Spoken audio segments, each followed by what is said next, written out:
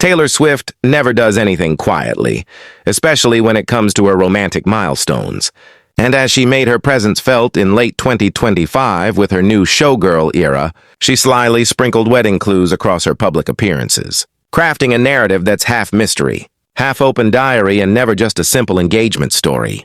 The saga kicked off with the proposal, a scene worthy of its own movie, which she recounted with a mix of delight and discretion during a light-hearted segment with Graham Norton.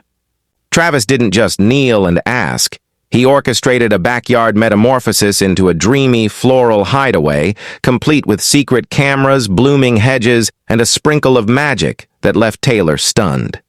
She rated it a perfect 10, but also made it clear that not every detail would enter the public record, reminding everyone that some memories would remain locked away, a private keepsake for just the two of them, even as she shared the dazzling highlights with the world. That careful balance, what she reveals and what she protects, marked the beginning of her open secret approach to wedding news, setting the tone for everything that followed. The conversation soon drifted to the engagement ring, a sparkling centerpiece that became a topic of fascination during her appearance on The Tonight Show with Jimmy Fallon. Taylor let slip that Travis had held onto the ring for months, working in secret with a jeweler she'd once admired, Kindred Lubeck, whose creations had caught Taylor's eye long before. As she recounted the story, her gaze kept returning to her hand, flashing the ring in the studio lights and admitting she found herself mesmerized by it, sometimes matching it with a pair of diamond-studded bands, a subtle nod to her transition from fiancé to future bride, her jewelry choices becoming a visual prelude to the vows on the horizon. In London, the hints kept coming as Taylor made the rounds on BBC Radio 1 with Greg James, where she playfully extended a wedding invitation on air, confirming their friendship and tossing in a few inside jokes from their long history. When Greg tried to fish for wedding details, whether it would be a destination affair or not, Taylor danced around the answer with her usual mischievous charm, never quite saying yes or no, but always leaving a trail of possibilities for fans to follow. Old jokes resurfaced, like Greg's quip about Taylor needing a shower post-festival, to which she responded with good humor, putting to rest any notion that she'd taken offense. Her UK radio blitz didn't stop there. She hopped from Heart Breakfast to Magic Radio, Capital Breakfast, and Hits Radio, weaving wedding references into broader conversations about her music, her creative process, and her experiences living in Britain. On Magic Radio, she spoke about premiering her album in cinemas, wanting fans to see the behind-the-scenes magic, and in the same breath, she mentioned that Travis's favorite song was Opalite, a track loaded with personal symbolism and a gemstone motif that felt like a wink toward her engagement. On Capital Breakfast, Taylor reflected on how her time in the UK had influenced her, mixing humor, friendships, and a sense that Travis was now deeply woven into her story, not just as her partner but as a creative muse in this chapter. The Scott Mills Breakfast Show on BBC Radio 2 brought a different twist.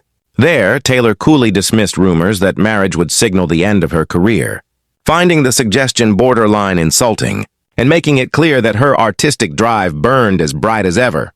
Wedding or not, she spoke of writing songs on tour, stealing moments between stadium shows in Sweden, and only now, finally, feeling ready to talk about marriage as a real possibility. Back in the States, she dropped in on Late Night with Seth Meyers, where a funny story surfaced about Travis confusing Anna Everstein for Greta Gerwig at one of Taylor's shows, leading to a viral video of him dancing with Greta all night, only for Taylor to reveal he'd been mistaken about who she was. It was a glimpse into their offbeat dynamic, bringing a dose of real-life awkwardness and laughter into the wedding conversation. Swift took this moment to say she hadn't even started on invitations, confirming that while the details were coming together, she wasn't rushing the process, and that patience was the order of the day.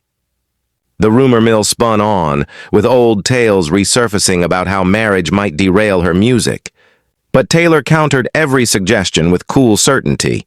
Getting married wouldn't dim her ambitions. If anything, it fueled her.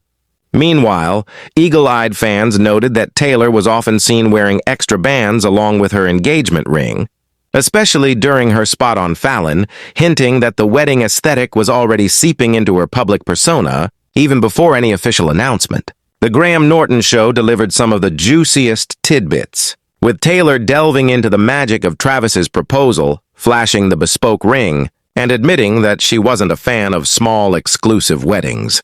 She wanted an event that was open, inviting, and free from the tension of bubble invitations, the kind where guests wonder if they truly belong.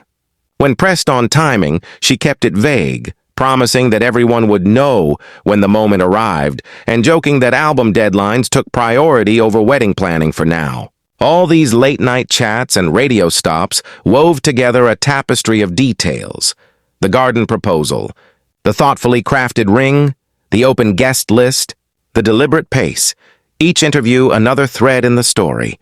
Purposefully incomplete but rich in atmosphere and anticipation. The actual date, location, dress, and vows remained a mystery, but Taylor had painted the broad strokes, her romance unfolding in increments. Every reveal tinged with artistry and intent, leaving enough unsaid to keep the world guessing. For Taylor, even love stories are told in chapters, always evolving, never giving away the entire plot at once. Now let's pivot to some fan-driven predictions, sparked by the hints she's scattered along the way. First, the idea of a garden wedding abroad, maybe in England, Ireland, or Italy, feels inevitable, given the lush proposal setting and her coy references to a destination without ever explicitly saying so. Second, Opalite is a prime candidate for the first dance. Since Taylor highlighted it as Travis's favorite and infused it with metaphorical weight, practically begging fans to imagine it as part of their wedding soundtrack. Third, a surprise performance from Ed Sheeran is on the radar. As Taylor alluded to the possibility during multiple interviews, and Ed's history of serenading couples at weddings makes this theory all the more plausible. Fourth, the guest list is expected to be broad and welcoming.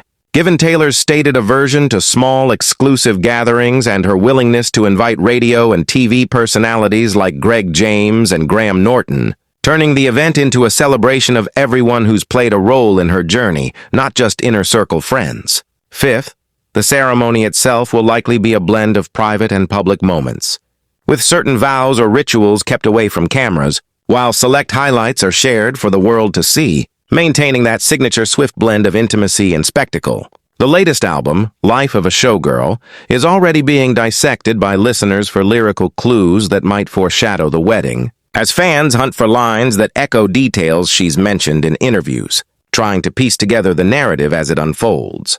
Inviting media figures to the wedding might seem odd to some, but for Taylor, personalities like Greg James are part of her story, having been fixtures in her life for years, so their inclusion feels fitting. Another sign that her celebration will be both personal and inclusive. When Taylor teases "you'll know" about the date, she's inviting everyone to stay tuned, turning even her silence into a plot device.